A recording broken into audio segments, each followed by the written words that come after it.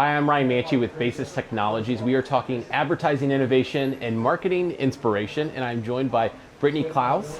Klaus, I'm Hi. sorry, Klaus, we Oh, talked that's about okay. it. Yeah, Mrs. That's Klaus. okay. Everyone gets it wrong, Yeah. I swear. Everyone. It's claws like Santa. Perfect, yeah. So you head up advertising and social media strategy at United Airlines, and I feel like y'all have had an interesting several years. All of us have, but like as an industry, as a company, faced with some challenges, but air travel is soaring. Can you talk a little bit about what you've seen with some of those changes and how you really approach creating really great branding and storytelling over the maybe last couple of years that you've been with United? Absolutely. Yeah. So absolutely, the travel industry, like all of us, have been through a crazy amount of change. And I think going back to March 2020, I mean, we saw 98% of our customers fall off in a matter of a few days, right? I mean, it was a very interesting time to work in travel. At the time, I was actually at Hilton, but definitely knew and saw a lot of the similarities when I came over to United a little over a year ago. Throughout that time, I think we could have sat on our laurels and said, well, let's just see how this goes. Let's be predictable. And honestly, we didn't. I think we really took the time, at least from an advertising perspective, to think through what do consumers want to hear from travel brands? How do we start to differentiate ourselves in the sea of sameness that is travel, that is aviation, and how to really get to bring consumers over to our side of the table. And I think one thing that we really did with that is start to make our commercials all about our frontline employees. We didn't use actors. It was very intentional to be authentic and use our actual frontline employees as the face of our brand and the face of our Good Leads the Way platform. And it's been really successful for us, not only for consumers, but honestly in positivity for our frontline employees. It's also been very successful. I love that. And I imagine like early days too, there's like talent shortages, right? So it's like easy to lean into them, but I think, that idea of authenticity and not just the buzzword of like, you got to be authentic, but actually really taking advantage of it. That's awesome. And to be able to empower those employees. Yeah, absolutely. I mean, who knows better about the brand than they are? And if they are happy, our consumers are more happy, our NPS scores will go up, right? And it just sort of filters the engine. So how do we have our advertising do more than just be our advertising to consumers? Yeah, I love it. So you talk about NPS scores, and that's one piece of it, but y'all sit on like a huge amount of data on your customers, the loyalty information, just even the infrequent travelers as well. Yeah. How have you been able to take advantage of the data and the insights and have that maybe drive or kind of fuel or kind of like navigate your way through the creative, through the messaging and that brand storytelling? Yeah, I've been really lucky to work at brands that definitely have a ton of data, right? I mean, especially being a brand where you actually have to use your ID to board a plane. We know exactly who you are, how old you are, right? Where you live, all of those things. We also have partnerships with Chase, so we have our co-brand credit card. So we sit on, like you said, a ton of data. I think right now, like a lot of companies are working how to clean that up, how to organize it, how to really try to make sure, because we fully believe that all of our campaigns should be rooted in data and insight, right? So how do we really make sure that we're taking advantage of all of that first-party data? And that's really a lot of the work that we're doing right now. I think advertising is so new to United, which is interesting to people every time I say that. We've only been doing it a little over a year, actually. We launched the first brand campaign of this size in a decade last year. That's incredible. Which is just incredible for our team. I mean, the amount of change that we've been through since I've been at the company so far in advertising is just incredible. The backing that we have from our leadership is incredible. And it's really just given us the opportunity to make sure, and take a look at the inside and say, what are all of the metrics that we need? What are all the studies we need to set up? We're doing a ton of audience work right now to figure out what are these cohorts of people that we can actually get to switch over to United to make sure we're not wasting our dollar, right? It's the age-old question of if you have that additional dollar, where should you put it? Yeah. And that's what we're continuing to ask ourselves. Yeah. Well, and I think it's amazing, like your role, the fact that you're in charge of both the advertising and the social media side, and you talk about, or maybe can you talk about more of the customer journey as you think about the own channels, the social channels, the earned channels, as well as the paid media with the advertising that is newer to the mix. I imagine those others have been there for a while, but what does that customer journey look like, and how you do anything really interesting there? Yeah, I think, most people, I would assume, in marketing at this point believe that kind of the age-old marketing funnel is sort of out the window, Sure, right? yeah. We know that it is more of a consumer journey. Consumers are finding us at all different touch points. And how do we make sure that they are being fed the same information or better information, or we start to figure out, this person liked this, how do we feed them a different message? Yeah.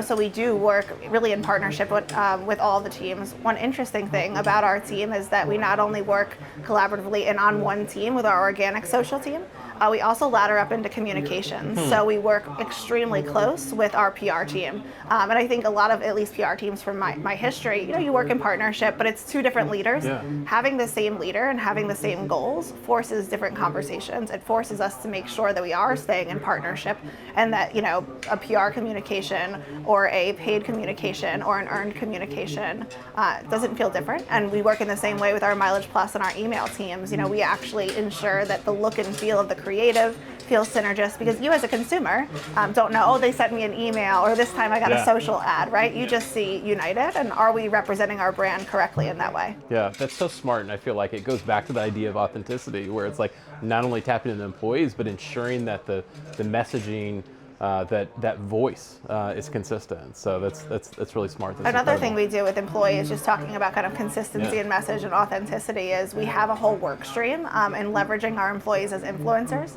So I think, if you go back to, let's call it 5 years ago, I think probably our motto was, employees, don't say anything about United. We're very careful. We want to make sure that what messages are put on our screen.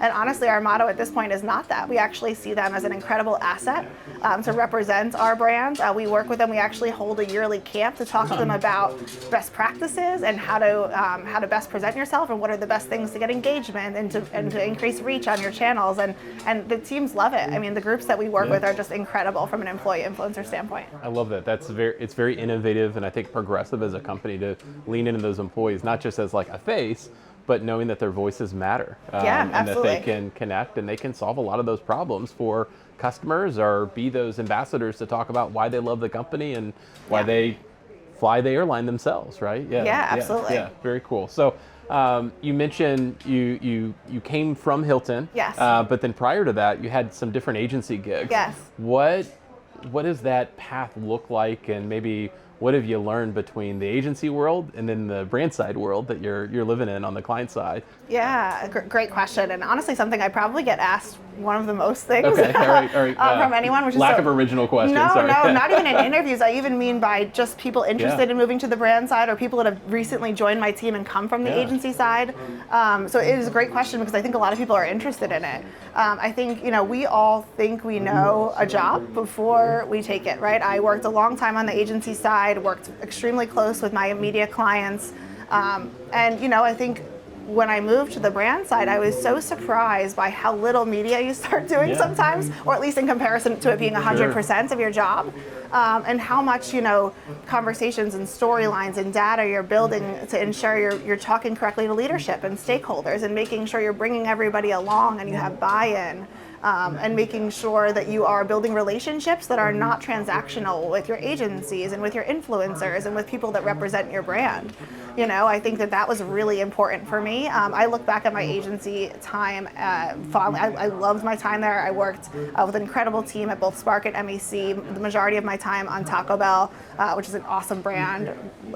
Really loved my time doing that. And I look back and think about the incredible training that agency gave me in order to bring over to the brand side, and not only for me to work with my partners at the agency, but also for me to think about how do I actually need to bring up our teams differently. Because I think one thing agencies do really, really well is training their entry-level employees. That's awesome. That's great. Great perspective. And I feel like you said, sharing that with people that are maybe looking to make the jump, folks internally, how the best way to work with the agencies, and even working with the agencies of like, here's a better way to work with us. That's awesome. And I always tell people, give yourself 6 months of breathing room. I mean, this is probably true for any new job, but especially I think when you make a transition from one part of the business to another. Yeah. So we're, it's midway through 2023. We are in the wonderful south of France right now. There is lots of conversations about emerging technologies and opportunities. Is there one technology that you feel like is just overblown, And then is there another kind of emerging technology that you're actually really excited about and looking to see where United can take advantage of it? Yeah, I think our industry absolutely loves buzzwords. Yeah. I think, right? It's NFTs or it's the metaverse, or right now the term is AI. Sure. And I think AI is such a broad term.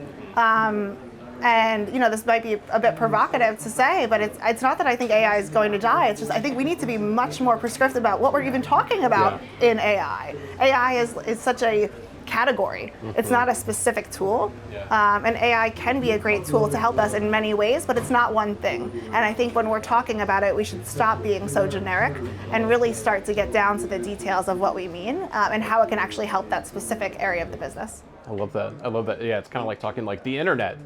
It's like, sure, the internet's going to change the world, but like different things about it, if we go back, 25, 30 years ago. So is there anything that you all, United, how are you playing around with AI? Are you encouraging your team? Have you yourself open up ChatGPT and have a little fun definitely. with it? Yeah. I think our team has just dabbled in it just to see what is it, right? Obviously, we're curious, we want to know, and I think one of the things I've seen it really be really helpful is in building decks and building headlines for things, right?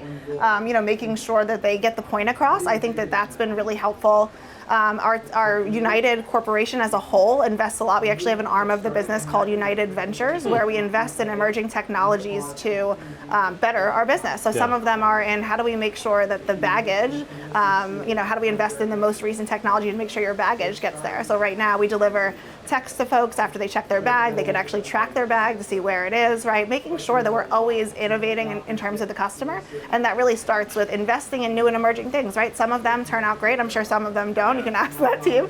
But, I think it's important to make sure we're always looking at what's next for the consumer, but also talking to the consumer about what we have today. Because it's one thing for companies to always say, well, we're going to do this, we're going to do that. And I think your average consumer wants to know, when I get on your plane today, what do you have for me? Yeah. How are you better than the other one? How are you more personable? Yeah, the consumers are not marketers and they're not looking for the hype of the buzzword, right? They just want to make sure it's a great experience. And I feel like that's such a good, focus, like what you're talking about, that it's like you're not just chasing the buzzwords or what's new and exciting, sure, exploring it, but being really intentional that, is this going to make a better customer experience? Is this going to be better for our employees? So chasing the buzzwords, is as good as chasing something thinking it's going to go viral. Yeah. You should never do something because you think it's going to go viral. Who knows that? But you can do something cool. You can see a trend and take advantage of it. You can link something back to your brand that makes sense, that people think is cool.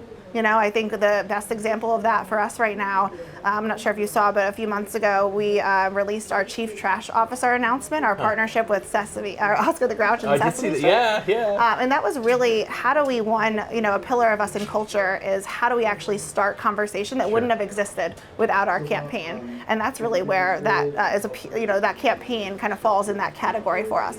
But really the goal is how do we explain a very complicated subject like sustainable aviation fuel in a way that everyone wants to pay attention to and listen to. Of course, you're going to hire Oscar. That's amazing. That's amazing. And I think you kind of teed it up there a little bit, but United's got guiding principles, right, that help throughout the company for all the employees. Can you talk a little bit about those and how those are applied and how they impact your job and your team's roles? Yeah, absolutely. I think every company kind of worth their salt probably has some sort of pillars, right? And what I'll say about United is that they're really a company that walks the walk. They're not just, actually sustainability is a passion point for our CEO, a personal passion. If you ever heard him talk about it, he is very vocal about him believing that sustainable aviation fuel, or SAF, is the future of aviation and how we can actually make that sustainable, right? Electric planes can solve certain things, but SAF can really be the replacement for a lot of the larger issues that we have. While, he's very vocal about carbon offsets not being that solution, because there's not enough room on this earth to plant all the trees that all these companies are promising, right? So how do we make sure, and what's great is because he believes in it so much, we have this backing to talk about sustainability in a way that I think other companies don't, or maybe they don't think that's what drives bookings. And really our philosophy on sustainability, or everything we do with diversity and Aviate Academy, is we actually believe that provides larger brand halo. So, some companies might not think, well, that's direct to bookings today, where we really feel like the long term is actually the game we want to play. I love it. Yeah, and the fact that you're not having to sell that in, hey, sustainability is important. diversity is important, that we need to be doing Yeah. like the fact that it's like part of the foundation of the company. I gotta imagine it just like opens up a world of flexibility and also greater impact and Yeah. greater connection with all those the frequent flyers, the infrequent flyers, and those future customers. So. Yeah, and it's about what messaging goes where, right? I think we look at sustainability and diversity specifically as more of our leadership principles, our broad messaging. Whereas, if we know you're a frequent traveler, we might deliver you a message again that you're caring about what's happening today. We might say, hey, by the way, did you know we don't have any change fees? Oh, by the way, if we know your plane is coming in late, we have this tool called Connection Saver that will actually hold the plane to ensure that you make that connection if we can, and it doesn't impact the passengers. You sold me. I think I need to switch my allegiance. But yeah, with that, thank you so much. I really appreciate you taking the time to sit down, talk through some marketing innovation, some advertising inspiration. I know I feel inspired by it. So thank you so much, Brittany. Really appreciate your time. It's been great to be here. Thank you so Thank much. you.